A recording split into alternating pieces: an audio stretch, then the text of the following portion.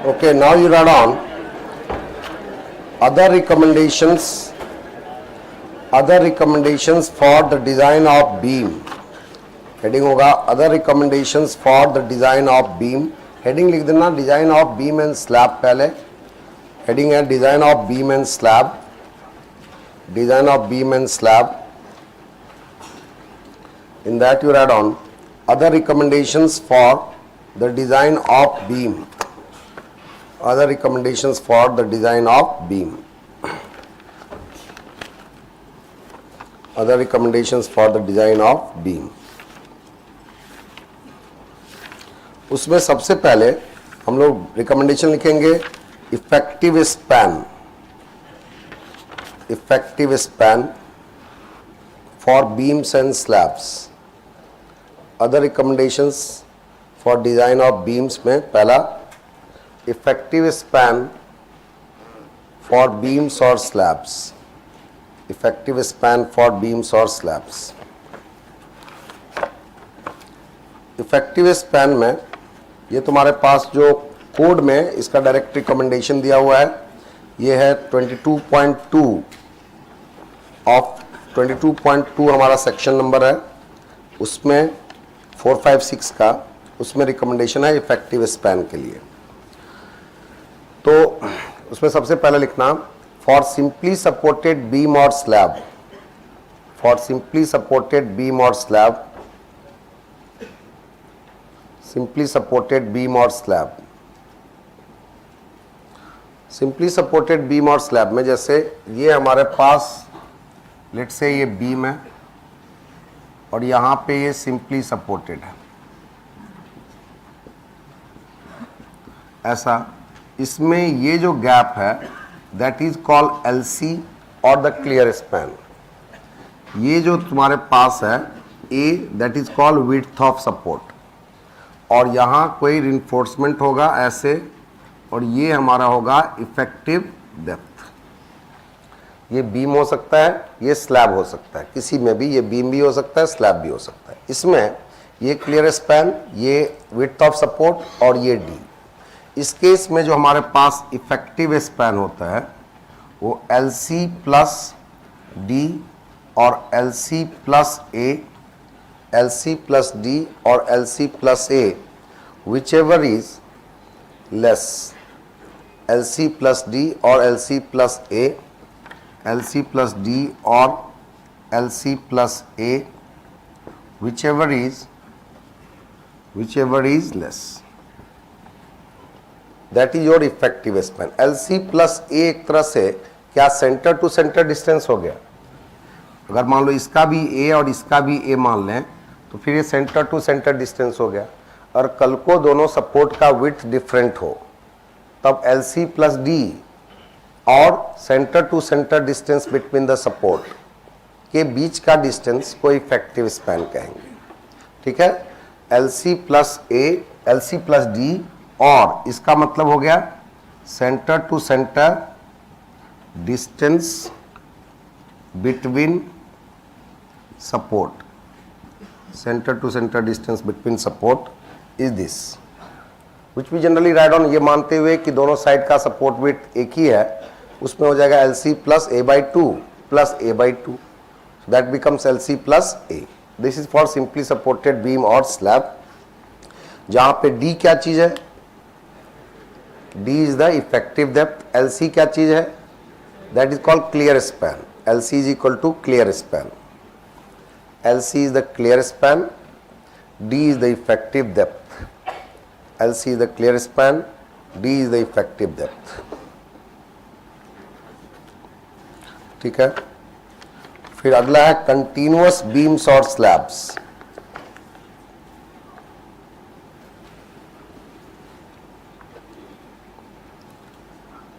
Continuous beams और slabs. Continuous beams और slabs में लेट अस से कि हम लोग ये मान के चलते हैं यहाँ पे ऐसा ऐसा इस तरह का मान लो ऐसे. इसमें ये डिस्टेंस हमारे पास क्या हो जाएगा, LC, ये मान लेते हैं हमारे पास LC, ठीक है। और A है इस केस में width of support, A generally हम लोग मान लेते हैं विड्थ ऑफ सपोर्ट, A इस तरह से, इसको हम लोग A मान लेते हैं, ठीक है। कंटिन्यूअस बीम्स और स्लैब्स में उसमें पहला क्राइटेरिया 1 2 3 करके लिखना। पहला क्राइटेरिया है कि if A is less than, पहला है if A is less than LC by 12, less than equal to, if A is less than equal to LC by 12, A is less than LC by 12, तो effective span जैसे simply supported में लेते थे वैसे हो जाएगा, L इफेक्टिव बराबर minimum of LC plus D और LC प्लस A, ठीक है। अगर A जो है हमारे पास LC by 12 से कम है तो इफेक्टिव स्पैन ले लेंगे जैसे हम लोग सिंपली सपोर्टेड के में लेते थे। फिर दूसरा लिखना, if A is greater than LC by 12, if A is greater than LC by 12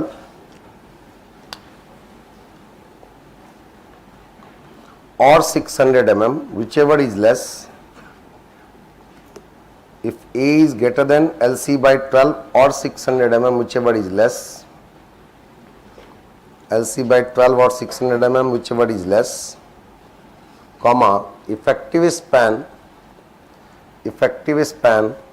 shall be calculated as follows.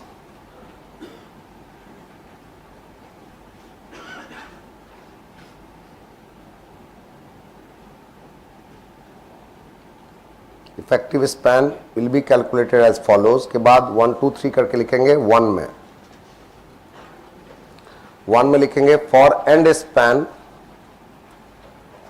span with one end fixed and other continuous, one end fixed and other continuous, for end span क्या हुआ, ये वाला span मान लो, ये span है। for end span with one end fixed, मान लो यहाँ पे हम फिक्सिटी मान लेते हैं। फिक्सिटी कब माना करते हैं तुम जानते हो, जब कभी भी हमारे पास हैवी कॉलम के साथ ये कनेक्टेड हो तो फिर उस केस में हम इसको फिक्स मान लेंगे। So for end span with one end fixed and other continuous, और for intermediate span, ये भी हो गया intermediate span, तो इस स्पैन में जब एक एंड फिक्स्ड और दूसरा कंटिन्यूअस है या फिर इंटरमीडिएट स्पैन, दोनों केस में इफेक्टिव स्पैन LC के बराबर ले लेंगे, ठीक है। So for end span with one end fixed and other continuous और फॉर इंटरमीडिएट स्पैन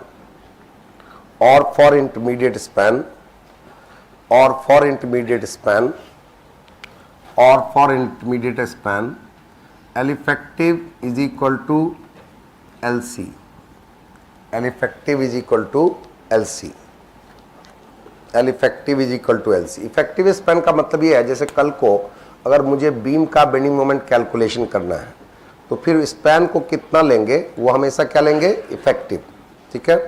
तीसरा सेकंड, उसके नेक्स्ट वाला, for end span with one and freely supported,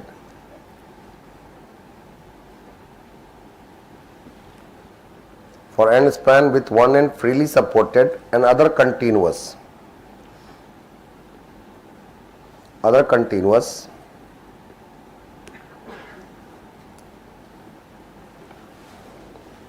the effective span shall be lesser of the following,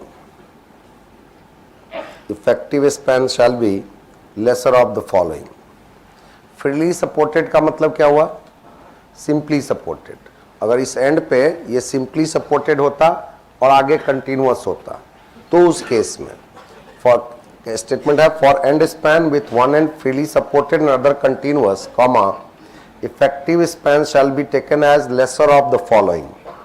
क्या है lesser, जिससे third case में हमें लिखना है L effective बराबर LC प्लस 0.5A और LC plus 0.5D, LC plus 0.5A और LC plus 0.5D, whichever is क्या होगा, लेस बोला क्या मैंने, लेसर ऑफ द फॉलोइंग।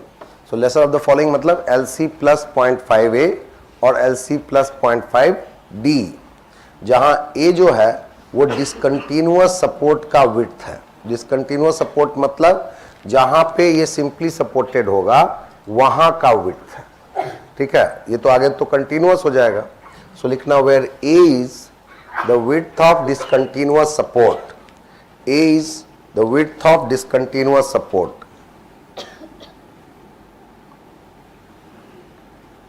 ठीक है। Next,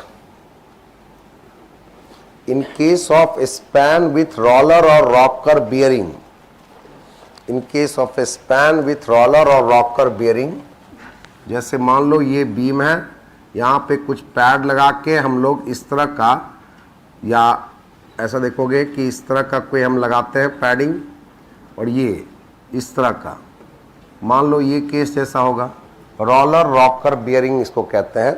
तो उसमें centre to centre distance of bearing में होगा। जैसे यहाँ पे भी बियरिंग लगेगा, मान लो ऐसे कोई पैड लगा करके हम बियरिंग लगा सकते हैं, मान लो ऐसे।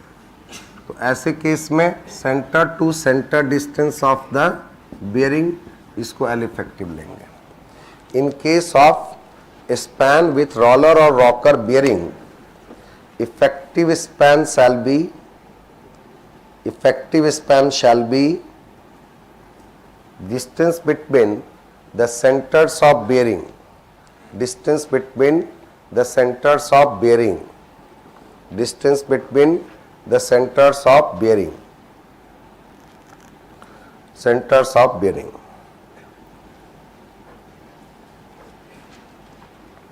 ठीक है।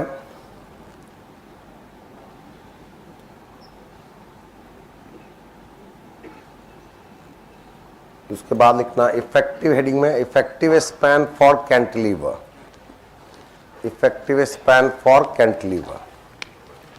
अब इफेक्टिव स्पैन फॉर कैंटिलीवर में दो केस हो सकता है। जैसे मान लो एक ये केस है और दूसरा हो सकता है हमारे पास ये,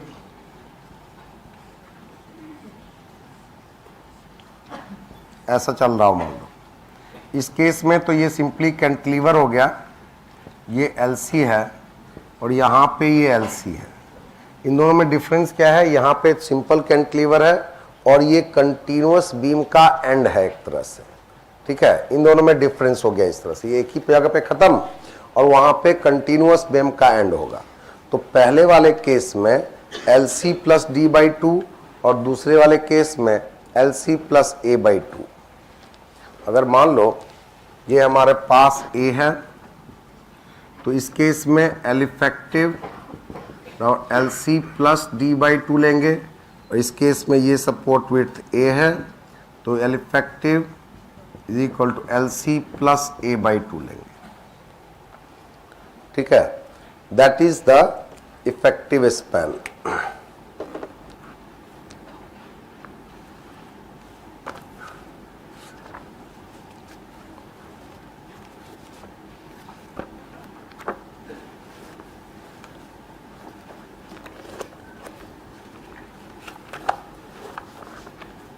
Next,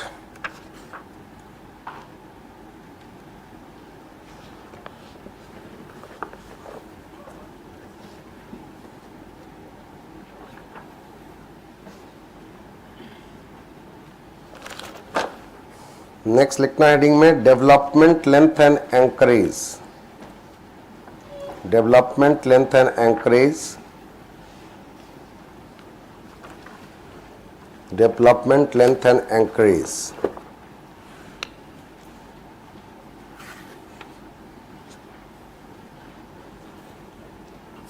डेवलपमेंट लेंथ के बारे में थोड़ा हम थ्योरी डिस्कस करेंगे। इसमें डेवलपमेंट लेंथ के बारे में हमने कल कहा था कि हमारे पास जो बार्स हैं कंक्रीट में, उसमें जो भी हमारे पास स्ट्रेस डेवलप होते हैं वो स्ट्रेस तभी डेवलप हो सकते हैं जबकि हमारे पास सफिशिएंट डिस्टेंस अवेलेबल हो बॉन्डिंग के थ्रू, जिससे कि उतना फोर्स डेवलप हो सके। अगर मान लो किसी जगह पे यहाँ पे 0.87 FY स्ट्रेस डेवलप होना है, तो इसमें फोर्स होगा 0.87 FY into area of steel. अब ये फोर्स इतना यहाँ पे आएगा और पीछे ये कंक्रीट में बॉन्डेड है, तो कहीं ऐसा तो नहीं कितने फोर्स से पुल आउट होगा। उसके लिए देखना पड़ेगा कि अगर मैं मैक्सिमम बॉन्ड स्ट्रेस की वैल्यू अगर टाउ बी डी ले लूँ और पाई इंटू डी या पाई इंटू फाइव अगर पेरीमीटर है उसका, तो phi into five multiplied by length of embedment into concrete, तो phi into five into L multiplied by tau BD is the total force in bonding. That total force in bonding should be greater than the force that is developed here. If that is the case, the resistance would be greater and it cannot pull out. If this is not sufficient, if this length of embedment is not sufficient, the bar can be pulled out. You know, don't try, just see pi into phi into L multiplied by tau BD should be greater than equal to 0.87 FY into AST, ऐसा case होगा। अब मैंने इसमें कहा था कि अगर मैं फाई को तुम्हारे पास कम रखूं, फाई को अगर हम कम रखेंगे तो for a particular area of steel, मान लो 2000 mm स्क्वायर एरिया डालेंगे, तो 2000 mm स्क्वायर एरिया के लिए हम बड़े बार भी डाल सकते हैं, छोटे बार भी डाल सकते हैं। अगर हमने छोटे बार डाले तो उसके लिए जो नंबर ऑफ बार्स आएगा वो ज़्यादा आएगा, और नंबर ऑफ बार ज़्यादा आने से उसका सरफेस एरिया ज़्यादा आएगा। सरफेस एरिया ज़्यादा आने से ये वाला पैरामीटर जो है, ये लेंथ ये क्या होगा, बढ़ जाएगा। ये बढ़ जाने से हमारे पास एल की रिक्वायरमेंट कम होगी, तो कम लेंथ में ही वो ज़्यादा फोर्स डेवलप कर पाएगा। And that's the reason we generally adopt larger diameter of bars. तो एक पॉइंट तो हमारे पास ये सफिशिएंट, दैट वुड बी, मतलब मैंने ये कहा कि अगर मेरे पास यहाँ पे ये एरिया ज़्यादा हो जाए तो एक पर्टिकुलर फोर्स डेवलप करने के लिए कम लेंथ ऑफ बार चाहिए होगा क्या, ठीक है, and hence the chances of pull out would be lesser. तो ये हमारे पास पहले है कि फोर्स को डेवलप करने के लिए जरूरी नहीं है 0.87 FY स्ट्रेस हर एक जगह पे हो, कुछ डिस्टेंस में हो सकता है, इससे कम भी हो सकता है फोर्स। मैं 0.87 FY तो हम लोग कहते हैं जहाँ पे मैक्सिमम मोमेंट लगता है उसके करस्पॉन्डिंग 0.87 FY स्ट्रेस डेवलप होना चाहिए। मे बी अगर सिंपली सपोर्टेड बीम ले लिया तो mid span moment is largest, तो मिड स्पैन पे 0.87 FY जरूरी है, उससे पहले तुम्हें 0.87 FY की जरूरत नहीं, एक्सेप्टेबल टू एवरीबॉडी। तो इसीलिए जहाँ पे जितना फोर्स डेवलप करना हो, मान लो FST कहीं पे फोर्स डेवलप करना हो, तो FST इंटू AST की वैल्यू कम होनी चाहिए as compare to the force that can be resisted through bonding, तब हमारे पास पुल आउट नहीं, ठीक है। सो पहला पॉइंट लिखना, हेडिंग था तुम्हारा डेवलपमेंट लेंथ एंड एंकरेज में लिखना the basic requirement of reinforced concrete structure, basic requirement of reinforced concrete structure is that the steel and surrounding concrete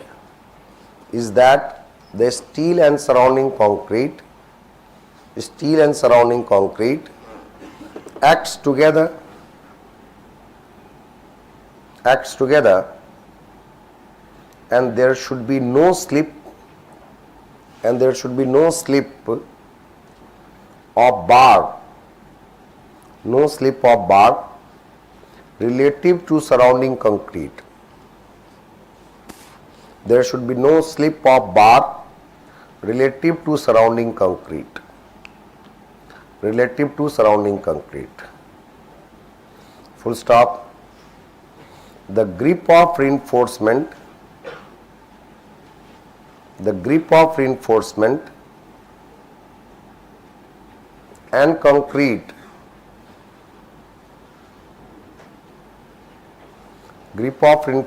and concrete किस किस कारण से ग्रिप हो सकता है, रिइंफोर्समेंट है और कंक्रीट के बीच में ग्रिपिंग होना है, तो ग्रिपिंग से ही तो बॉन्ड डेवलप होगा। तो बॉन्ड डेवलप होगा तो ग्रिपिंग आएगा किस किस कारण से? एक तो कंक्रीट और स्टील के बीच में एडहेजन हो सकता है, दूसरा हो सकता है कि कंक्रीट के सरफेस पे स्टील के सरफेस पे रिब्स बने होते हैं क्या, प्रोजेक्शंस लगे होते हैं, उन प्रोजेक्शंस के थ्रू बियरिंग हो सकता है कंक्रीट। ऐसे पुल आउट करोगे तो ये बार है अगर मान लो ऐसा, और ये प्रोजेक्शंस लगे हुए हैं, तो इसमें जब पुल आउट करेंगे तो इसके सामने वाले कंक्रीट पे बियरिंग डेवलप होगा, उससे हमारे पास पुल आउट होने के चांस कम हो सकता है। दूसरा ये हो सकता है कि तुम्हारे पास कंक्रीट में जब श्रिंकेज होगा तो कंक्रीट जब श्रिंक करने की कोशिश करेगा उसके कारण भी ये बार को क्या करेगा, ग्रिप करने की कोशिश करेगा। So for these reasons there could be adhesion developed और gripping developed. You can add on the grip of reinforcement and concrete due to adhesion, grip of reinforcement and concrete due to adhesion को underline करना, comma shrinkage gripping, adhesion comma shrinkage gripping and bearing on account of ribs, bearing on account of ribs। Ribs generally तुम्हारे पास 415 grade या 500 grade में रहता है। 250 grade का तो mild steel जो है वो प्लेन राउंड बार होता है, उसमें ग्रिपिंग नहीं होती, तो उसमें पुल आउट होने का जनरली पहले चांस ज़्यादा होता था।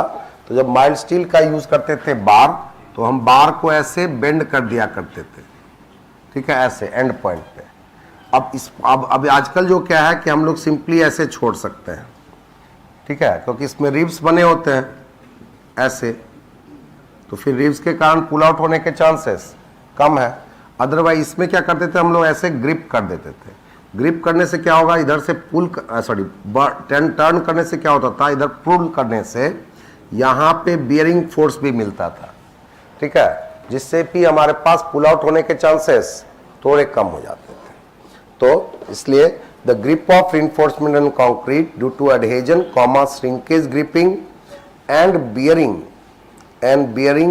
on account of ribs on the deformed bar, not on what bar, mild steel or plain bar, and ribs on the deformed bar is termed as bond।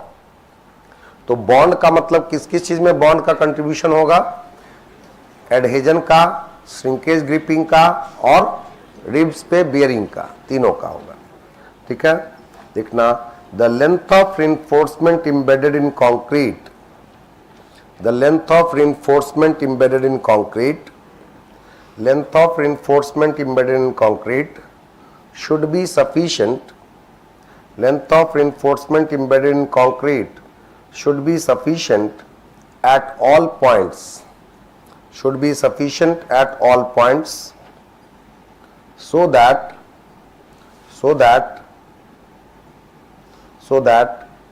stresses in steel bar could be developed, without slipping,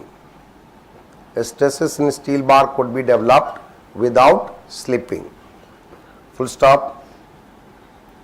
अब ये जो bond stress आएगा, मान लो ये बार है, ये बार में हमारे पास यहाँ पे कुछ फोर्स डेवलप होना है, मान लो FST, तो इसको AST से मल्टीप्लाई करेंगे, इतना होगा। तो FST AST तो पूरे बार का हुआ, अगर एक बार का देखें तो पाई इंटू 5² हो जाएगा। अगर इस बार का डायमीटर क्या माना मैंने, 5। अब उसको रोकने के लिए मान लो कि ये कंक्रीट में अगर एम्बेडिंग है इसकी, तो यहाँ पे ये बॉन्ड डेवलप होता है, ये बॉन्ड स्ट्रेस होगा इसको। अब जनरली ये जो बॉन्ड स्ट्रेस है ये प्रैक्टिकली कांस्टेंट नहीं होता, क्योंकि तुम जानते हो कि बीम्स में तुम्हारे पास क्रैकिंग भी रहती है। तो जहां जहां पे क्रैक होगा, क्रैक के बीच में गैप होगा, क्या क्रैक के बीच में गैप होगा, ऐसे जैसे यहाँ पे, यहाँ से लेकर के यहाँ तक कंक्रीट है, फिर थोड़ा क्रैक हो गया, फिर कंक्रीट है, फिर क्रैक हो गया है। तो जहां जहां पे क्रैकिंग होगी वहां पे सडनली वैल्यू चेंज होंगी। Got logic clear? तो उस पॉइंट्स पे तो यूनिफॉर्मिटी रहेगी नहीं टॉबीडी में, मतलब बॉन्डिंग स्ट्रेस में, लेकिन कोड ने कहा है कि इसको अप्रॉक्सीमेटली एज्यूम कर लो constant along the length of the bar. ठीक है, so you can write down as per IS 456 bond stresses are assumed to be uniform. As per IS 456 bond stresses are assumed to be uniform. Bond stresses are assumed to be uniform along the length of reinforcement.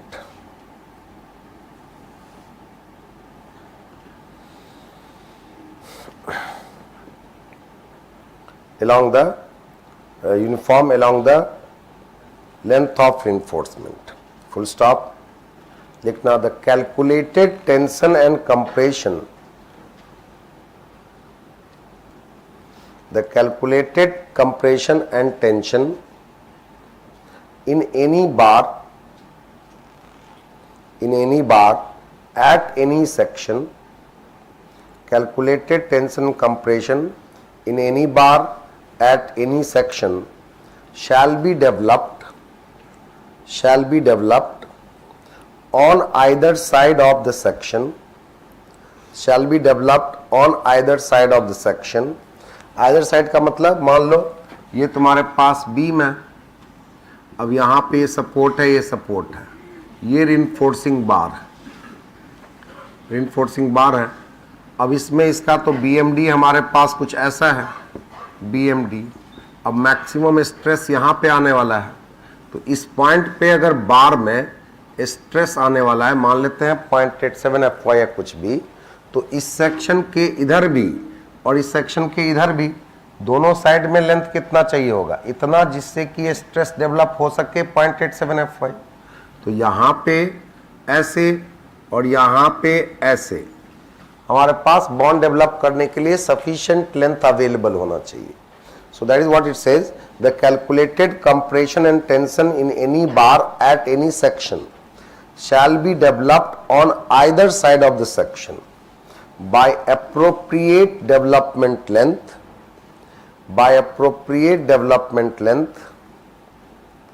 and end anchorage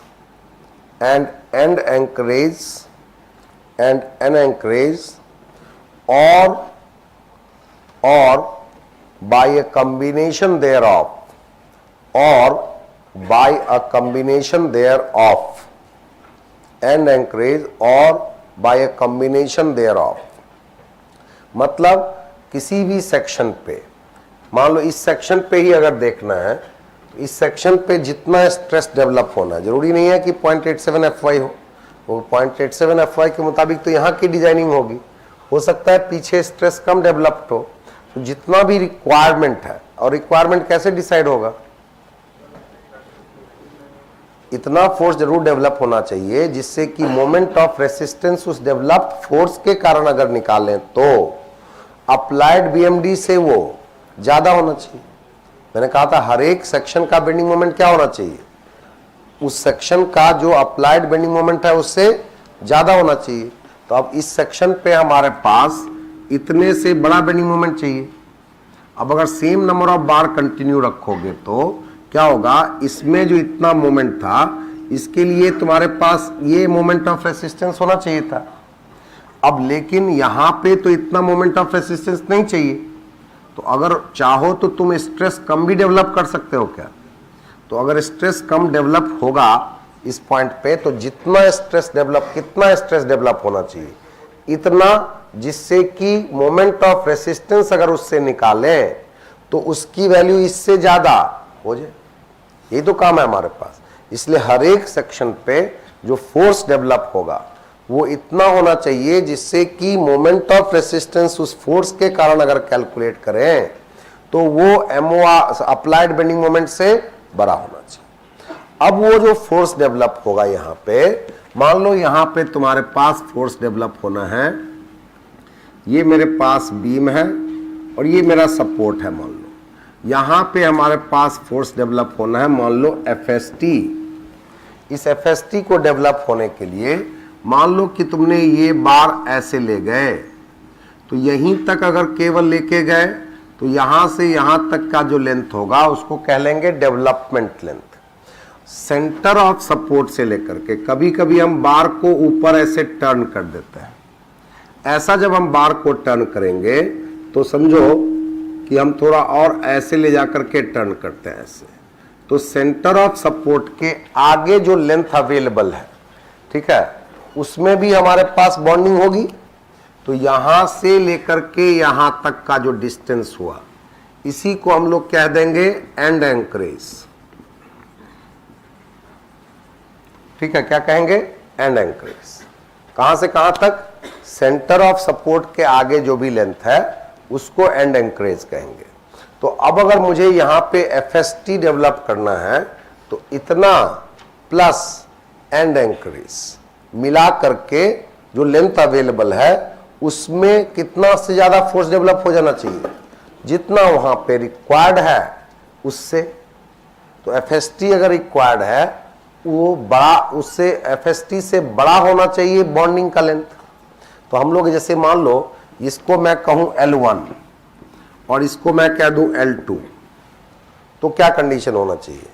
L1 plus L2 multiplied by pi into 5, ये हो गया perimeter, into tau B D, ये हो गया force. That should be greater than equal to FST multiplied by pi into 5 square by 4। समझ में आ गया सबको ये point? That is the meaning of it. So it says the calculated compression or tension in any bar at any section shall be developed on either side of the section by appropriate development length and the end anchorage or by a combination thereof।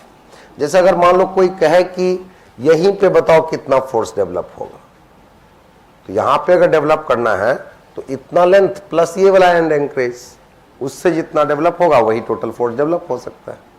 Logic clear है सबको? ठीक है। अब देखो, अगर मैं development length निकालूंगा, मान लो हमारे पास डेवलपमेंट लेंथ निकालना है या टोटल कॉम्बिनेशन निकालना है, तो मान लो L multiplied by pi into 5 multiplied by tau B D बराबर हो जाएगा तुम्हारे पास क्या? FST into pi into 5 square by 4। तो इससे L की वैल्यू क्या हो जाएगी? क्या ऐसा लिखूं मैं? FST multiplied by 5 by 4 tau B d, क्या? That is the development length L। ठीक है, लिखना development length is given by, development length is given by, development length is given bye,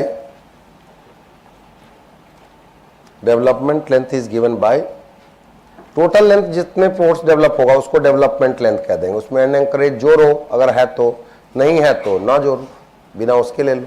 ठीक है, तो जो भी लेंथ है टोटल रिक्वायरमेंट वो ये लेंथ बताता है।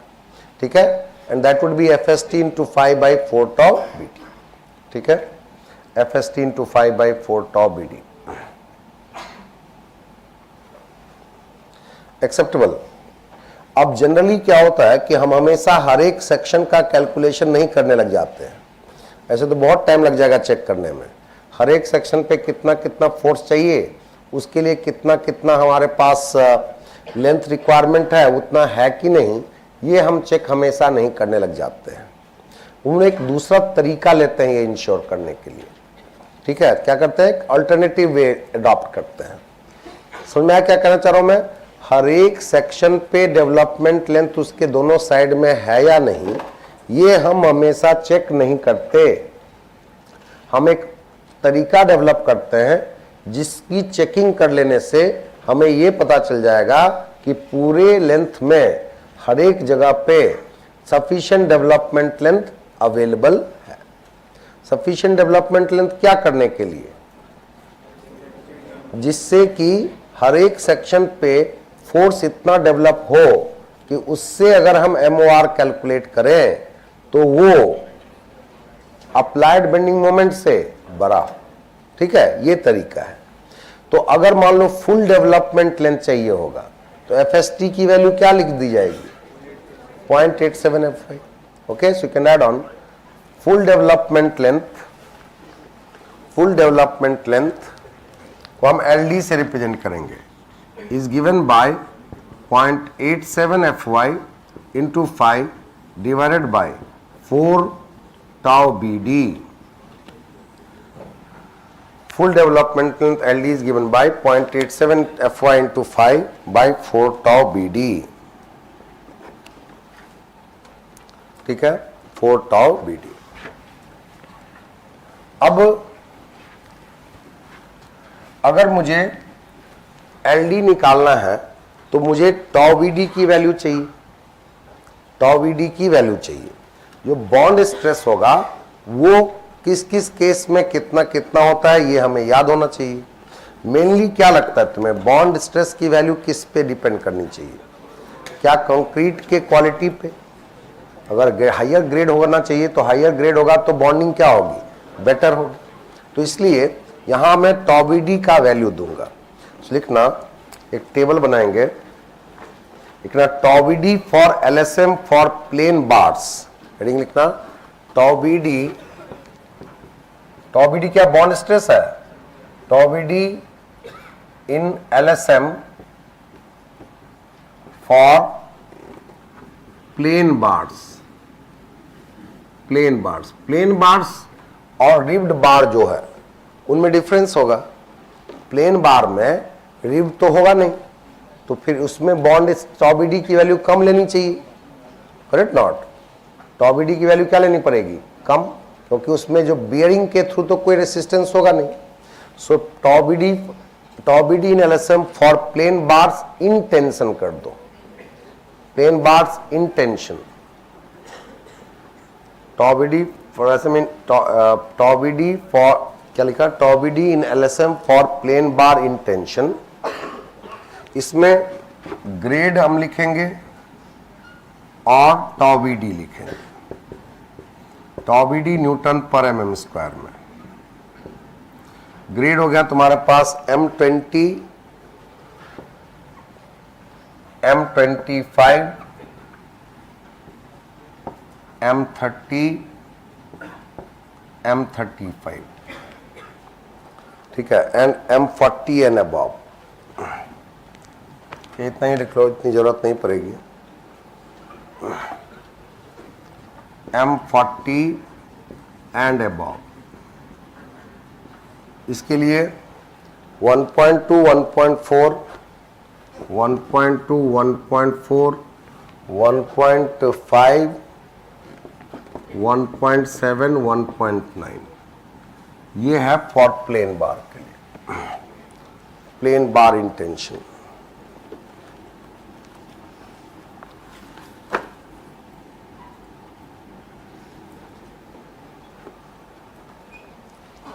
ठीक है, ये प्लेन बार टेंशन के लिए है. कंप्रेशन में क्या होता है, देखो सपोज करो कि तुम्हारे पास ये बार है, यहां पे हम लोग ये बार ले रहे हैं और इसमें कोई कंप्रेसिव फोर्स है, मान लेते हैं C. जब कंप्रेसिव फोर्स होगा तो यहां पे इधर की तरफ होगा बॉन्डिंग, ऐसा बॉन्डिंग स्ट्रेस इधर आएगा.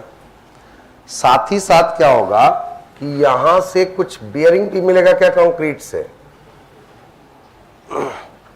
टेंशन में तो ऐसा कोई बियरिंग मिलेगा नहीं, टेंशन में तो सीधा पुल आउट होगा. बट कंप्रेशन में ऐसे पुश करोगे तो यहां से भी क्या मिलेगा, एक बियरिंग मिलेगा. अगर बियरिंग यहां से कुछ फोर्स मिल गया तो बचे हुए फोर्स के लिए ही ये चाहिए. तो बचे हुए फोर्स के लिए अगर ये चाहिए तो डेवलपमेंट लेंथ रिक्वायरमेंट कम हो जाएगा क्या. मान लो कि एक पर्टिकुलर फोर्स यहां पे डेवलप करना, मान लो 20 किलोन्यूटन डेवलप करना है, तो 20 किलोन्यूटन अगर टेंशन होता और 20 किलोन्यूटन अगर कंप्रेशन होता, दोनों के लिए जो डेवलपमेंट लेंथ चाहिए होगा वो अलग अलग होगा. टेंशन में तो ऐसा कुछ मिलेगा नहीं, तो सारा का सारा 20 किलोन्यूटन के करस्पॉन्डिंग ये चाहिए डेवलपमेंट लेंथ. ये जो लेंथ चाहिए होगा ये पूरा चाहिए 20 किलोन्यूटन के लिए टेंशन में. कंप्रेशन में इस 20 किलोन्यूटन में से मान लो कि 5 किलोन्यूटन यहां रेसिस्ट हो जाता है, बाकी का 15 किलोन्यूटन किससे रेसिस्ट करना है, बॉन्ड के थ्रू. तो इससे जो लेंथ रिक्वायरमेंट होगी वो 15 के करस्पॉन्डिंग होगी. जबकि कंप्रेशन में क्या था, कंप्रेशन में 15 के लिए हो गया और टेंशन में कितने के लिए चाहिए था, 20 के लिए चाहिए था।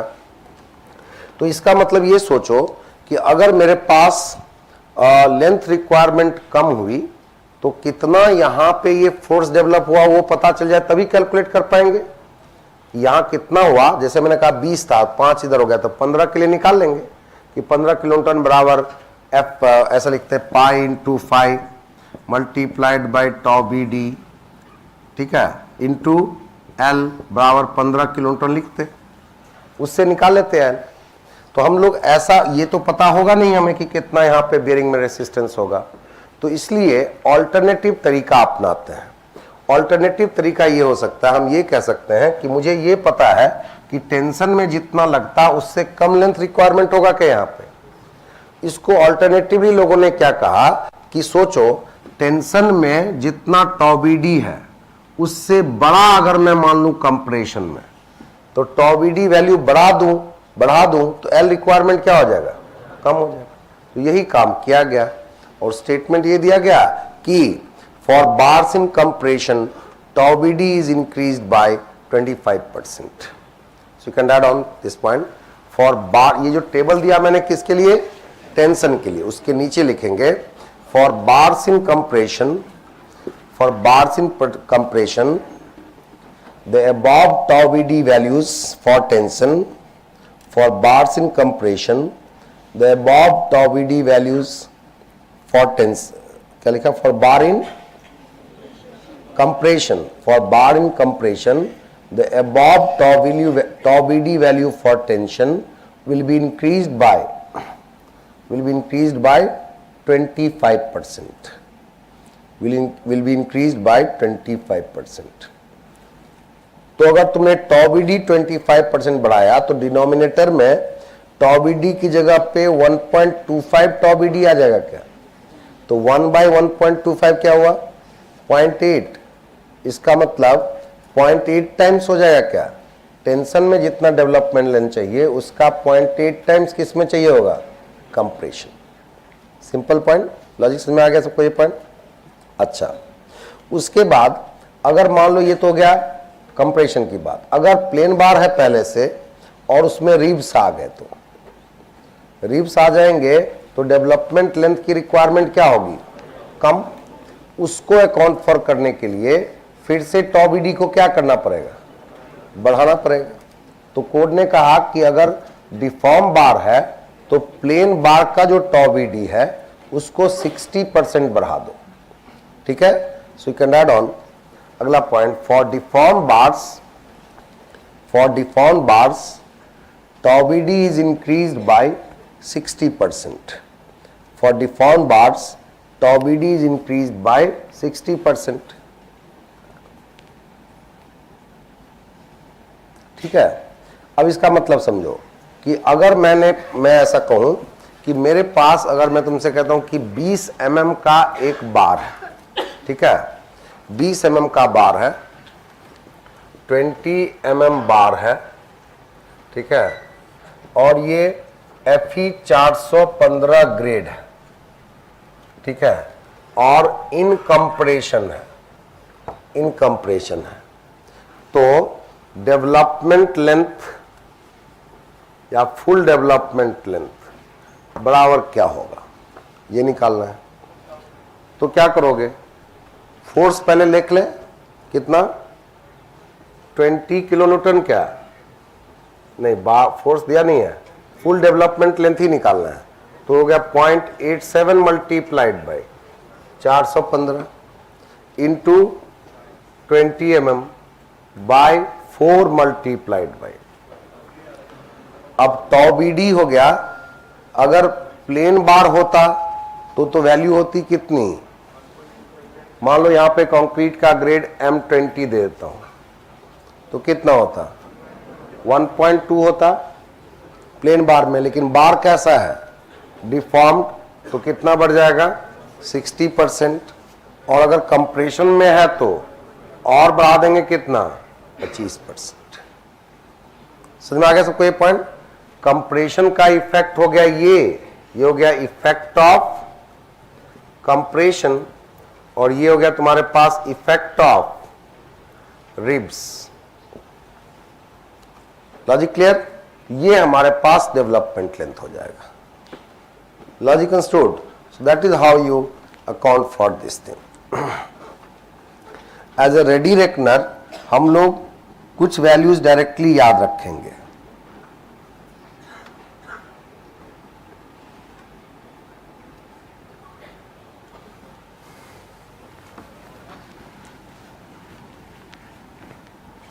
तो अगर मैं full development length in tension निकालना चाहूँ और मैं FE 250 ग्रेड, FE 415 ग्रेड और FE 500 ग्रेड का बार लूँ और ग्रेड M20 का और M25 मान लो, इसका 2 का दिखाऊं तो अब देखना यहाँ पे मुझे वैल्यू फिलअप करना है। तो क्या करोगे इस एक्सप्रेशन में? फाई के टर्म में लिखना, तो ये वैल्यू कैलकुलेट करनी पड़ेगी मुझे। 250 ग्रेड में क्या राउंड बार होता है? 250 ग्रेड क्या होता है? राउंड बार होता है, उसमें रिव्स नहीं होते। ठीक है, तो फिर टॉप इसमें क्या आ जाएगा 250 के लिए?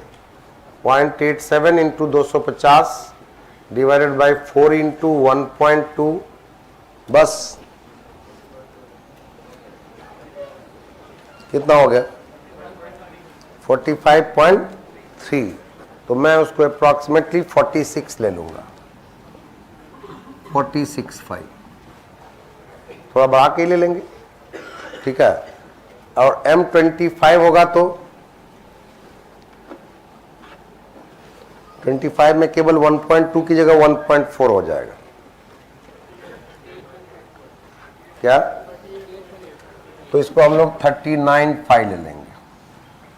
ठीक है, अगर 415 ग्रेड है तो क्या होगा?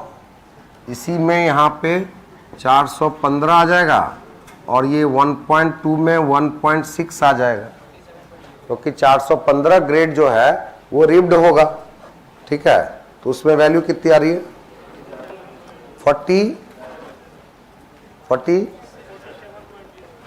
47.5 ले लेंगे हम लोग, 47.5 ये वाला।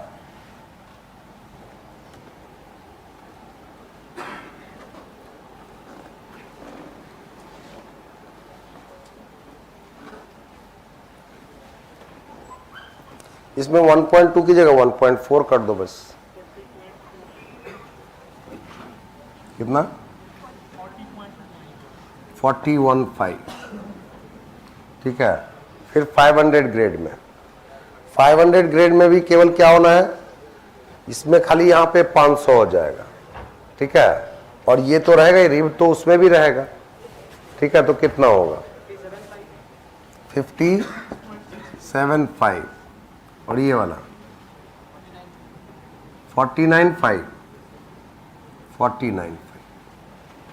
So as a ready reckoner you can directly remember this. ठीक है, 46.5, 47.5, 57.5।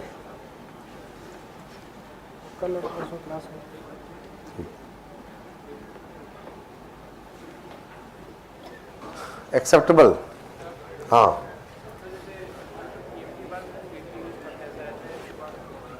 TMT बेड में भी हमारे पास रिब्स होते हैं। ठीक है, तो उसमें भी यही क्राइटेरिया ले सकते हैं, सेम क्राइटेरिया। ठीक है, तो ये हो गया तुम्हारे पास। इसी में अगर कंप्रेशन में करना होगा तो क्या करोगे? सबको किससे मल्टीप्लाई कर दोगे? 0.8 से। क्या ये सब टेंशन में है? कंप्रेशन में केवल क्या होना है? 0.8 से मल्टीप्लाई होना है सबको। Everybody got it? तो कंप्रेशन में जब टेबल बना लेना, कितना हो जाएगा? ये 46 इंटू 0.8 कितना होगा? 46 इंटू 0.8। हेडिंग में लिख देना, क्या लिखोगे? फुल डेवलपमेंट लेंथ ब्रैकेट में इन compression, full development length under bracket in compression, full development length in bracket, full development length under bracket in compression. ये 36.5 की जगह क्या हो जाएगा? ये 36 इंटू 0.8 कितना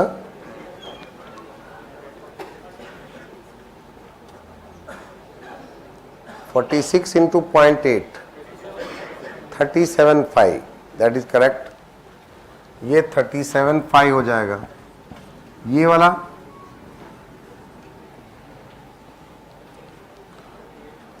38.5, ये 38.5 हो जाएगा। और ये वाला 46.5 हो जाएगा। You got the logic clear? Similarly ये क्या हो जाएगा 32.5, ये वाला 33.5 और ये 45.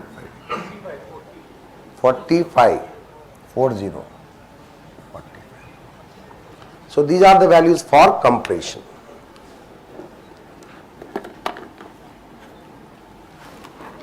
ठीक है। अब ये बात हो गई क्या, किसी के लिए डेवलपमेंट लेंथ के लिए। ठीक है, डेवलपमेंट लेंथ के लिए वैल्यू हो गई। ये फुल डेवलपमेंट लेंथ की हमने वैल्यू तुम्हें बता दी। तो ये टेबल सब ना याद करके कभी कभी हम लोग डायरेक्टली इस टेबल के टर्म में काम कर सकते हैं। अच्छा एक चीज बताओ कि don't try just see it. हमारे पास एक सिंपली सपोर्टेड बीम है, ठीक है, और ये यूडीएल लग रहा है। इस केस में हमारे पास जो इसका बीएमडी होगा, डोंट ट्राई जस्ट सी, ऐसा होगा बीएमडी। ठीक है, ये बीएमडी होगा। अब जब हम डिजाइन करेंगे तो कहां पे 0.87 FY स्ट्रेस डेवलप करना चाहेंगे? बार में मिड स्पैन पे, वहीं पे मैक्सिमम मोमेंट है। तो यहां पे तुमने डेवलप कर लिया 0.87 FY। तो इस पॉइंट पे अगर ये बार देखा जाएगा तो let's say this is the beam and this is your bar, let's say this is my bar. इस बार में यहां थोड़ा हम इधर मोर भी देंगे, इधर मान लो इधर थोड़ा सपोर्ट पे आगे बना देते हैं। लेट अस से ये केस है और ऐसा केस है तुम्हारे पास, ये सेंटर पॉइंट है और ये ऐसे बार्स, इस साइड में भी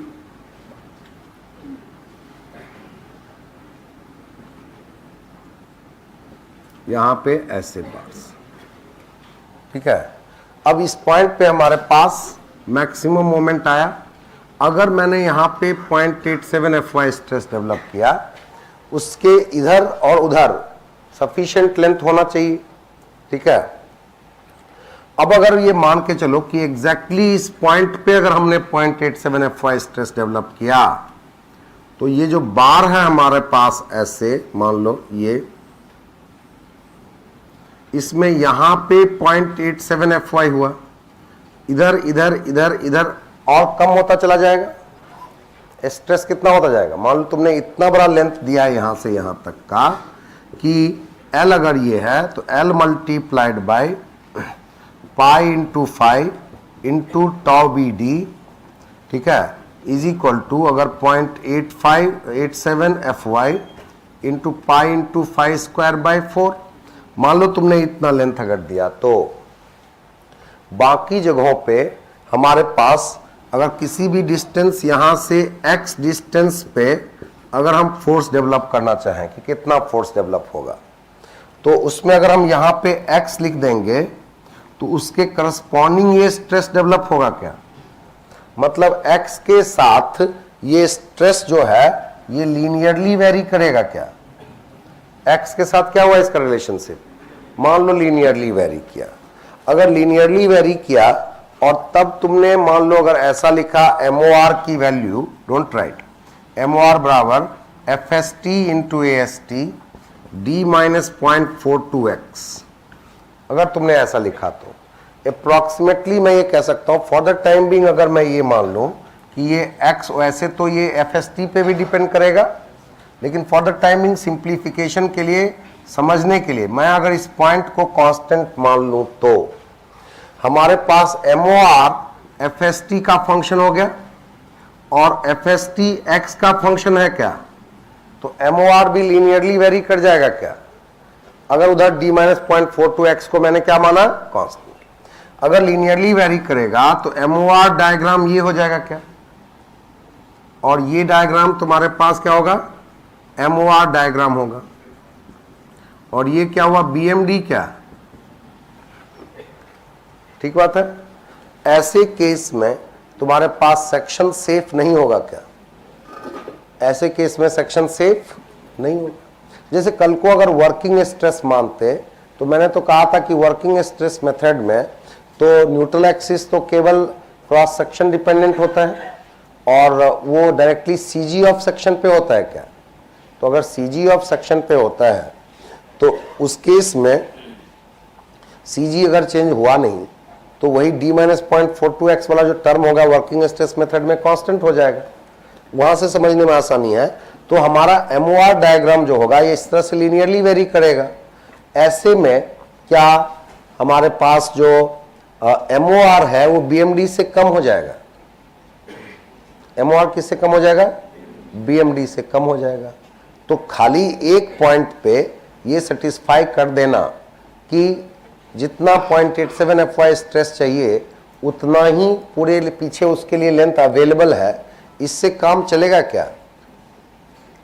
क्या कह रहा हूं मैं, समझ में आ रहा है। That if I want to ensure that at one point maximum location पे, मैक्सिमम स्ट्रेस लोकेशन पे जितना 0.87 FY अगर स्ट्रेस डेवलप होना है, उतना स्ट्रेस डेवलप करने के लिए जो लेंथ चाहिए वो अगर उस पॉइंट पे अवेलेबल है, is it ensuring the safety of the complete beam? No, it is not ensuring the safety. I have to ensure that the MOR diagram should envelop what? The BMD. MOR को envelop कर लेना चाहिए किसको, BMD। तो जैसे अगर मैं simply supported में ऐसा सोचूं, ये बात समझ में आ गई सबको अभी। तो डायरेक्टली ऐसे क्या इतना समझ के बहुत अधिक फायदा नहीं होता है, तो एक बार देख लो बस, खाली बाद में खाली रिकमेंडेशन याद करने से काम चलेगा। अब सपोज करो कि मैं ऐसा कहता हूं यहां पे एक टेंजेंट खींचता हूं इस पॉइंट पे, ठीक है, इस पॉइंट पे भी एक टेंजेंट खींचता हूं मान लो।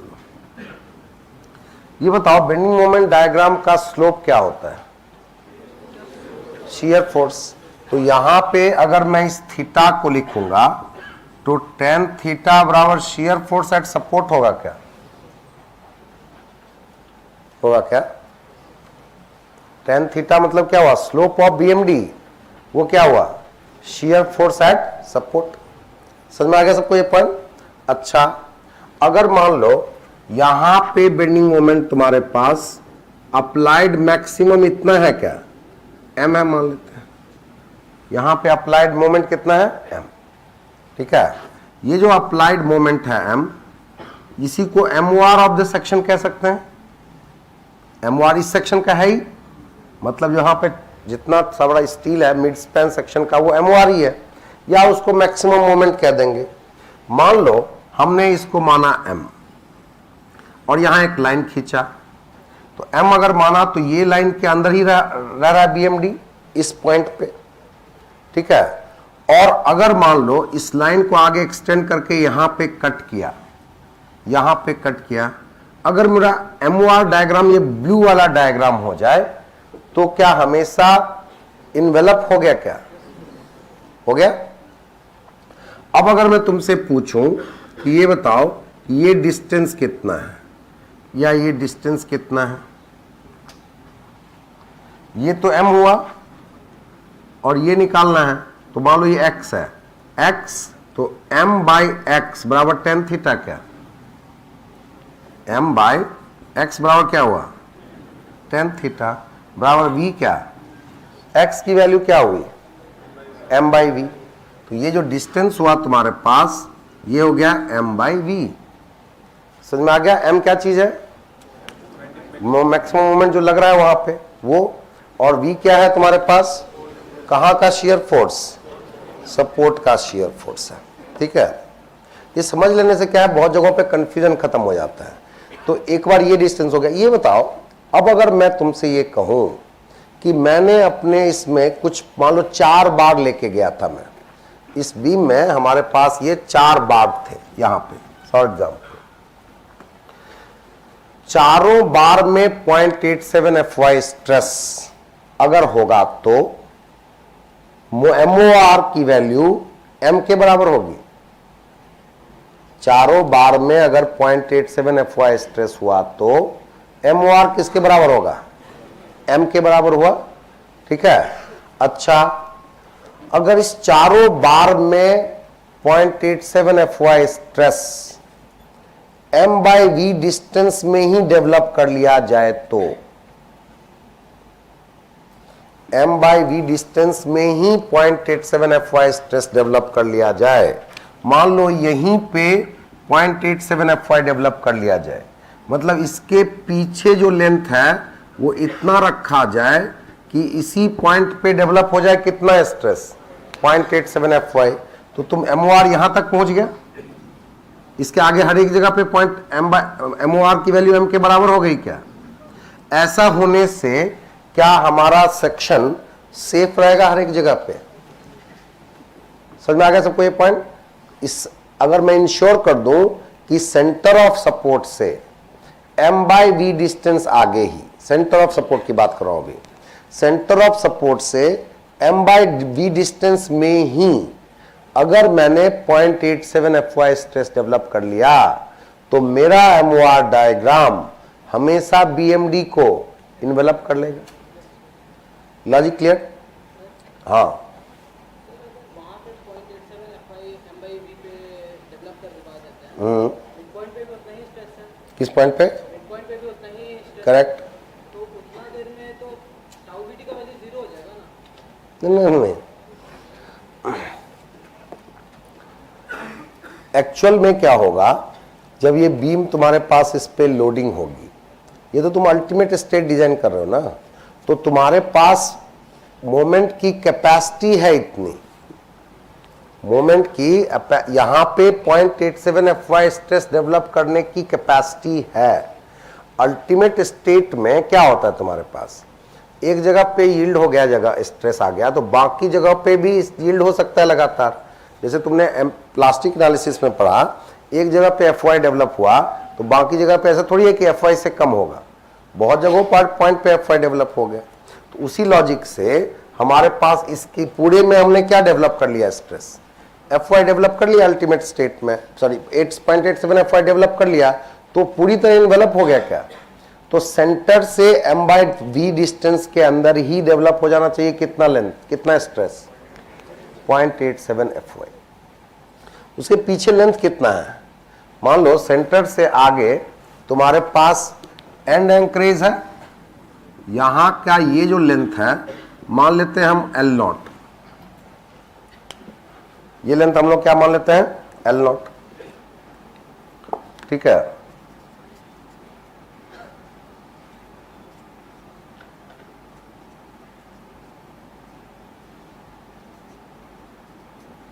ठीक है।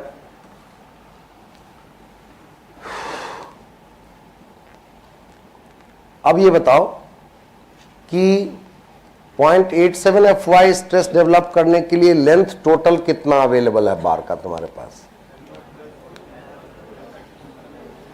M/V प्लस L0 क्या? M/V plus L0। तो M/V प्लस L0 का लेंथ फुल डेवलपमेंट लेंथ से छोटा होना चाहिए या बड़ा? लेंथ अवेलेबल कितना है जिसमें कि तुम्हें 0.87 FY स्ट्रेस डेवलप करना है? M/V plus L0। इतने लेंथ में कितना स्ट्रेस डेवलप हो जाना चाहिए? 0.87 FY। 0.87 FY स्ट्रेस डेवलप करने के लिए लेंथ क्या फुल डेवलपमेंट लेंथ चाहिए? LD चाहिए। तो L0 प्लस M/V की वैल्यू ज्यादा होना चाहिए LD से क्या? L0 प्लस M/V का लेंथ LD से बड़ा होना चाहिए क्या? अगर बड़ा होगा तो और पहले डेवलप कर लेगा। Try to understand this point, ध्यान से समझो। अगर मैं कहूं कि हमारे पास L0 plus M/V greater than LD है, LD में 0.87 FY डेवलप होगा और उससे भी बड़ा है लेंथ, तो तुम्हारे पास हो सकता है कि यहीं पे डेवलप कर ले क्या 0.87 FY, थोड़ा पहले और पहले ही डेवलप कर ले, हो सकता है यहीं पे डेवलप कर लेगा 0.8, तो और अच्छी बात है या बुरी बात है? अच्छी बात है, और बेटर वे में इन्वेलप हो गया क्या? बात समझ में आई सबको ये कि अगर L nought plus M by V L D से बड़ा हो जाए, ठीक है, तो और अच्छी बात है। ठीक है, तो क्या मेरे पास अब डेवलपमेंट लेंथ चेक करने के लिए सिंपली सपोर्टेड में क्या क्राइटेरिया होगा? सिंपली यही कह दूंगा क्या, L nought plus M by V should be greater than L D. ठीक है, कोड में कहता है कि L D should be less than M by V plus L nought, code ऐसा कहता है। तो एक ही बात, वही बात हो गई, L D should be less than M by V plus L nought. या कोड कुछ कहीं कहीं ऐसे भी कहता है L D should not be greater than M by V plus L nought, वो भी एक ही बात है क्या? तो बस ठीक है, ठीक है, तो L D should not be greater than M by V plus, बात समझ में आ गई? इससे बात अगर ठीक से समझ आए तो बहुत जगहों पे तुम्हारा कंफ्यूजन खत्म हो जाएगा। इसके रिकमेंडेशन का पर्पस समझ में आया सबको? क्या पर्पस है कि खाली ये चेक कर लेना कि किसी एक पॉइंट पे स्ट्रेस 0.87 FY डेवलप हो जाएगा, वो काफी नहीं। Logic clear? सो अब इस स्टेटमेंट को समझेंगे, लिखना, in case of simple support and at point of inflection, in case of simple support and at point of inflection, in case of simple support and at point of inflection, at point of inflection, the positive moment tension reinforcement, positive moment tension reinforcement, positive moment tension enforcement का मतलब, positive moment का मतलब क्या? Sagging moment. Sagging moment के लिए जो tension enforcement दिया जा रहा है उसके बारे में बात हो रही है, ना कि हॉगिंग मोमेंट के लिए। हॉगिंग मोमेंट के लिए भी टेंशन इन्फोर्समेंट होगा, वो ऊपर होगा क्या, और सैगिंग के लिए नीचे होगा। तो हम नीचे वाले की बात कर रहे हैं। ठीक है, ये नीचे वाला दिखाया मैंने। ठीक है, सो in case of simple support and at point of inflection, positive moment tension reinforcement shall be limited to a diameter such that, shall be limited to a diameter such that, shall be limited to a diameter such that, such that, ये लिख देना, LD is not greater than m by v plus L naught, LD is not greater than m by v plus L naught। ठीक है, जहां LD क्या है, where LD is equal to 0.87 FY into 5 by 4 tau BD, where LD मतलब full development length है क्या, where LD is equal to 0.87 FY into 5 by 4 tau BD। ठीक है, और M लिखना, M is the moment of resistance of section, M is the moment of resistance of section, moment of resistance of section where all bars in tension, moment of resistance of section where all bars in tension are stressed to, all bars in tension are stressed to कितना, 0.87 FY। MU is the M is the moment of resistance of the section where all bars are tension, all bars in tension are stressed to 0.87 FY। V क्या है, shear force at the section। किस section पे हम लोग कहाँ पे बात कर रहे हैं? दो जगहों पे बात कर रहे हैं। कहाँ कहाँ पे? एट सिंपल सपोर्ट की बात कर रहे हैं, as well as at the point of inflection की बात कर रहे हैं, इन दोनों पॉइंट पे। तो शियर फोर्स कहां का, सिंपल सपोर्ट का या फिर पॉइंट ऑफ इन्फ्लेक्शन का? ठीक है, सिंपल सपोर्ट का या पॉइंट ऑफ इन्फ्लेक्शन का। तो सिंपल सपोर्ट से तो कहानी समझ में आ गई तुम्हारे पास। ठीक है, पॉइंट ऑफ इन्फ्लेक्शन पे क्या होगा? ठीक है,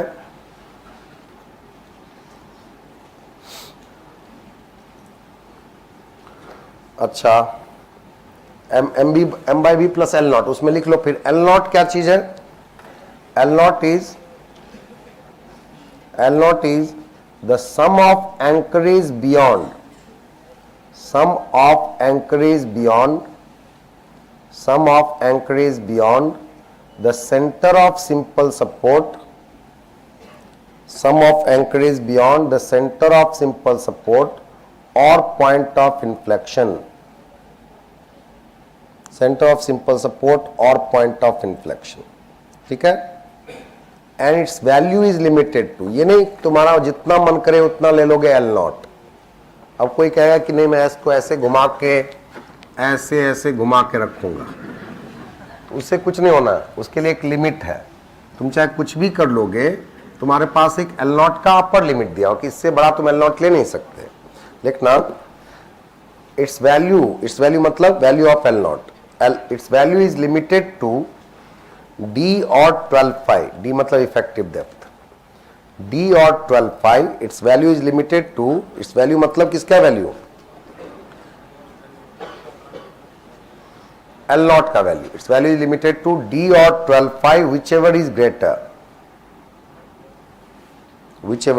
ग्रेटर, ठीक है? क्या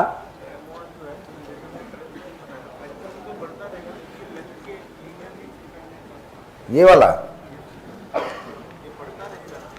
बढ़ता रहेगा मतलब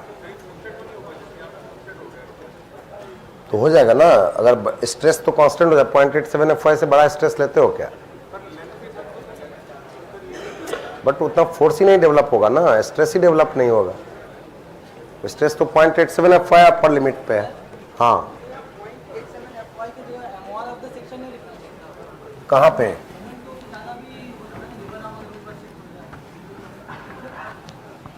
किसमें, किसकी बात कर रहे हो? एम की बात कर रहे हो? तो एम की तो एम आर ही तो बोला मैंने। एम क्या लिखा?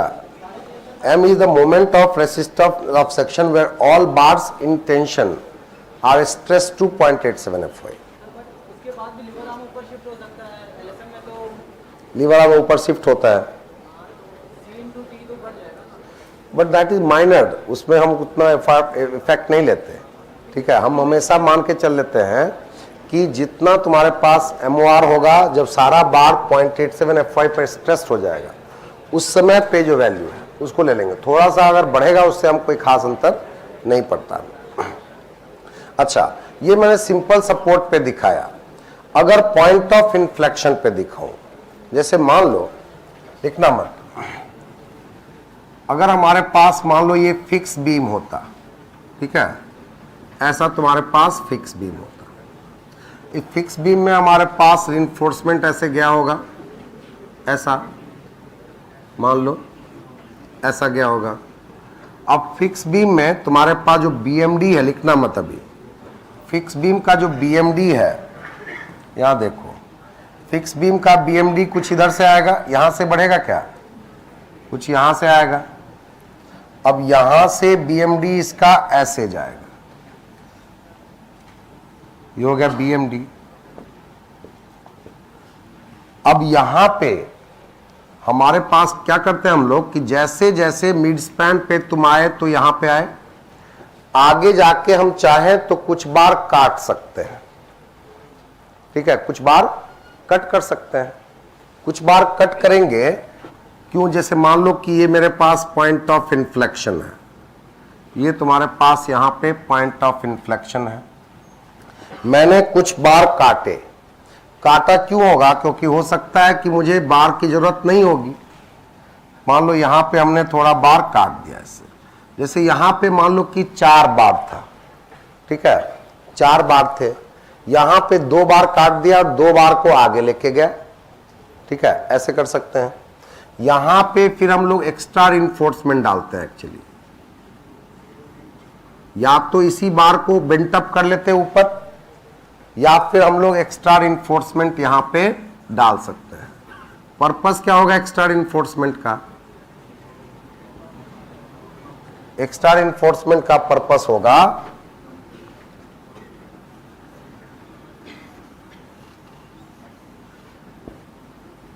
एक्स्ट्रा इन्फोर्समेंट का पर्पस होगा जो हॉगिंग मोमेंट आएगा एंड पॉइंट पे उसको रिस्ट्रिक्ट करना, हॉगिंग मोमेंट जो एंड पे है उसको रिस्ट्रिक्ट करना। अब अगर तुम यहां की बात करो, यहां की बात करो तो इस वाले पार्ट में तो यहां पे 4 बार के करस्पॉन्डिंग एमओआर रहा होगा, ऐसा 4 बार के करस्पॉन्डिंग एमओआर मान लो यहां तक, मान लो यहां तक 4 बार के करस्पॉन्डिंग एमओआर रहा होगा। फिर क्या हुआ कि 2 बार काटा गया, तो जो 2 बार काटा गया तो बचे हुए जो बार जो बचा हुआ है 2 बार यहां पे 2 बार ये है आगे कट गया है, तो इस 2 बार में इस वाले में तो पूरा लेंथ अवेलेबल है फोर्स डेवलप होने के लिए, लेकिन ये जो ब्लू वाला बार है उसमें तो इतना ही लेंथ बचा हुआ है क्या आप फोर्स डेवलप होने के लिए, ठीक है ना, इतना ही लेंथ में उसको डेवलप करना है। कितना स्ट्रेस 0.87 Fy। तो यहां पे क्या होगा कि यहां से कुछ बार मान लो ऐसे जाएगा, स्ट्रेस उसमें ऐसा बढ़ेगा, यहां पे कुछ बार जो होगा वो ऐसा टेढ़ा थोड़ा इंक्लाइंड हो जाएगा, ठीक है, इंक्लाइंड होके उसको डेवलप करना है कितना स्ट्रेस 0.87 Fy स्ट्रेस डेवलप करना कितने लेंथ में, इतने लेंथ। उसके बाद अब इसके आगे जब जाओगे तो फिर हमारे पास क्या होना चाहिए, इसके बाद मान लो कि इसने स्ट्रेस डेवलप किया फिर इतना, इसके बाद स्ट्रेस कांस्टेंट हो गया क्या, किसमें, ये 2 बार में स्ट्रेस कांस्टेंट रहा होगा, मान लेते हैं 0.87 Fy डेवलप हो रखा होगा, उसके करस्पॉन्डिंग एमओआर ये लाल वाला होगा, और फिर तुम यहां पे एक टेंजेंट खींच लो इस पॉइंट पे। जब टेंजेंट खींचोगे तो स्लोप क्या आएगा, शियर फोर्स के बराबर आएगा, किसके, शियर फोर्स के, इन्फ्लेक्शन पॉइंट के शियर फोर्स के बराबर होगा क्या, समझ में आ रहा सबको, किसके बराबर, इन्फ्लेक्शन पॉइंट के शियर फोर्स के बराबर होगा। ये एंगल अगर थीटा होगा तो tan थीटा बराबर v is equal to shear force at क्या, इन्फ्लेक्शन पॉइंट होगा, shear force at inflection point होगा। अब यहां से मान लो इस पॉइंट पे तुमने ये है पॉइंट, यहां से ऐसा आएगा, टेंजेंट ड्रॉ करोगे तो ये आएगा। अब इस पार्ट में इन्वेलप करने के लिए क्या लॉजिक होना चाहिए तुम्हारे पास, इन्वेलप करने के लिए क्या होना चाहिए, क्या मैं ये कहूं कि हमारे पास जो बार है इससे पीछे, इस पॉइंट के पीछे इतना लेंथ अवेलेबल है क्या, इसको मैं एंकरेज ट्रीट कर सकता हूं। अब क्या ट्रीट कर लूंगा, इसको एंकरेज ट्रीट कर लूंगा। बहुत बड़ा लेंथ है, लेकिन बहुत बड़ा होने पे भी हम उसकी वैल्यू बहुत बड़ी तो ले नहीं सकते, अपर लिमिट लिमिटेड है क्या, कितना, d और 12 विच एवर इज ग्रेटर, तो उससे ज्यादा तो ले ही नहीं सकते। तो लेकिन है तो जो 2 बार है उसमें इतना लेंथ इधर अवेलेबल है, उसके बाद ये डिस्टेंस अवेलेबल होगा ये वाला, इसको हम क्या कहेंगे, m/v कहेंगे क्या, m/v, ठीक है।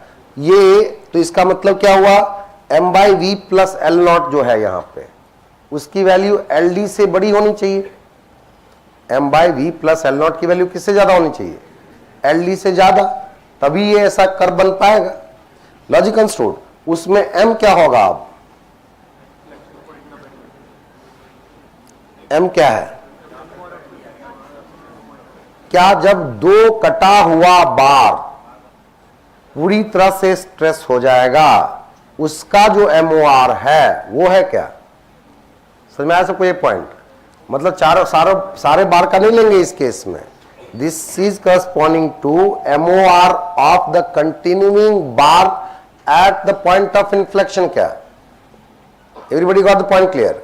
सो ये बात समझेंगे इस केस में, ये M जो है ये MOR ऑफ द बार और remaining bar at the point of inflection होगा, ठीक है।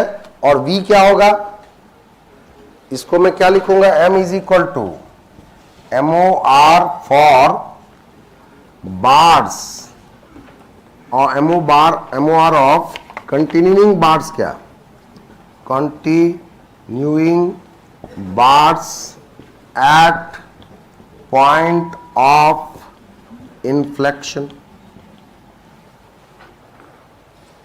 ठीक है, उसमें जो कंटिन्यू बार है उसका ले लेंगे, जो बचा हुआ बार है उसका ले लेंगे। और V हो गया तुम्हारे पास क्या, shear force at the inflection point. तो इस केस में भी हमारे पास क्या क्राइटेरिया हो गया, LD should not be greater than, LD should not be greater than what, LD should not be greater than, बताओ, M/V plus L nought. L nought किस पॉइंट के बियॉन्ड, L नॉट हो गया beyond inflection point, but its value is limited to कितना, D और 12/5, D और 12/5। हाँ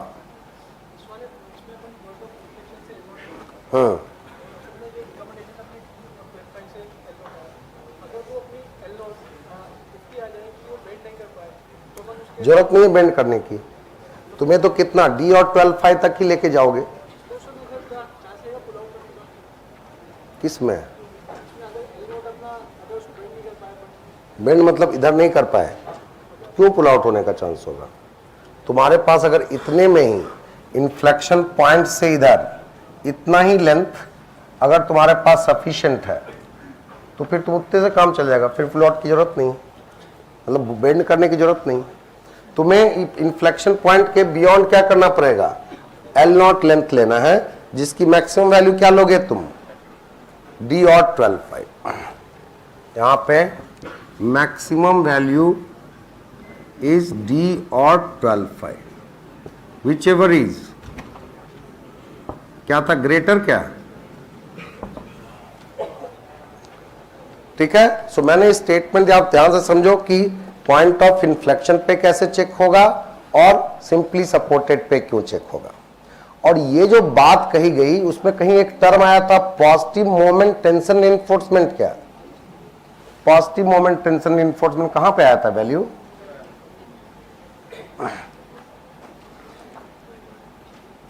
in case of simple support and at point of inflection positive moment tension reinforcement shall be limited to diameter such that, ये criteria था। ठीक है, यहां तो ये हो गया, बट इधर भी तो चेक करना चाहिए। ये जो होगा ये इस मोमेंट के लिए होगा, ठीक है, इस वाले मोमेंट के लिए होगा। नेगेटिव मोमेंट टेंशन रिइंफोर्समेंट क्या, इसके इस साइड में जब चेकिंग करेंगे इस साइड में तो नेगेटिव मोमेंट टेंशन रिइंफोर्समेंट होगा। इसमें देखो चेक करने की बहुत अधिक दिक्कत इसलिए नहीं होती, कल को अगर तुम इसी को सीधा लेके चले जाओ तो भी बेंडिंग मोमेंट उसके नीचे रह जाएगा क्या, कल को उसको तुम सीधा लेके चले जाओ तो भी बेंडिंग मोमेंट उसी के नीचे है। इसका मतलब क्या है कि कल को तुम्हारे पास इसमें केवल खाली ये इंश्योर करना जरूरी है, इसमें ये पंगा नहीं होता जैसे इस केस में था पंगा कि अगर मैं जीरो से इसको ऐसा जोड़ देता था तो इस तरह के कर्व में मोमेंट जो अप्लाइड है बाहर आ जाता था, ठीक है।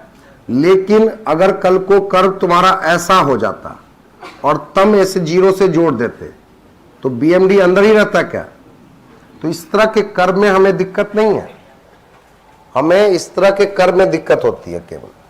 तो इसलिए इस वाले इन्फोर्समेंट के लिए अगर डेवलपमेंट लेंथ चेक करना है तो खाली ये चेक कर लो कि कहां पे मैक्सिमम बेंडिंग मोमेंट है। जनरली हम मान के चल लेते हैं कि फेस ऑफ सपोर्ट पे मैक्सिमम मोमेंट आएगा, ये तो दिखाने वाली बात हो गई। मैं फेस ऑफ सपोर्ट पे मान के चलूंगा मोमेंट, क्योंकि इसके आगे तो ऊपर से भी कोई बीम होगा, उससे बीम दबा हुआ होगा तो बेंड तो करेगा नहीं यहां पे। तो मैं फेस ऑफ सपोर्ट पे मान के चलता हूं कि मैक्सिमम मोमेंट होगा, और फेस ऑफ सपोर्ट पे मैक्सिमम मोमेंट होगा तो फेस ऑफ सपोर्ट पे स्ट्रेस कितना होना चाहिए बार में, 0.87 Fy। तो अगर यहां पे इससे पीछे ये डिस्टेंस जो है greater than equal to LD हो जाए और इसके इस साइड में जो ये लेंथ है ये भी अगर greater than equal to LD हो जाए तो काम चल जाएगा हमारा, ठीक है। इस केस में यहां पे 0.87 FY चाहिए था और खाली यहीं चेक कर लेने से काम नहीं चल रहा था, क्योंकि अगर यहां से स्ट्रेट लाइन मानते तो MOR से बाहर चला जाता था क्या, बेंडिंग मोमेंट।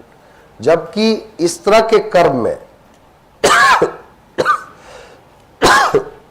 इस तरह के कर्व में इस पॉइंट, ये जो BMD आएगा ऐसा, ये हमेशा अंदर लाई करेगा इस लाइन के।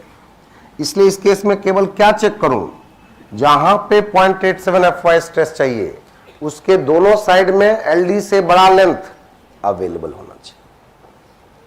समझ में आ गया? That's it. बाकी जगह चेक करने की कोई जरूरत नहीं है। So negative moment tension reinforcement में you do not need to apply that formula this.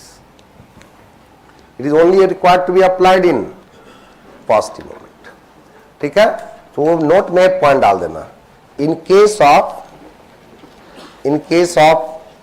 negative moment tension reinforcement, in case of negative moment tension reinforcement, in case of negative moment tension reinforcement, in case of negative moment tension reinforcement, it is sufficient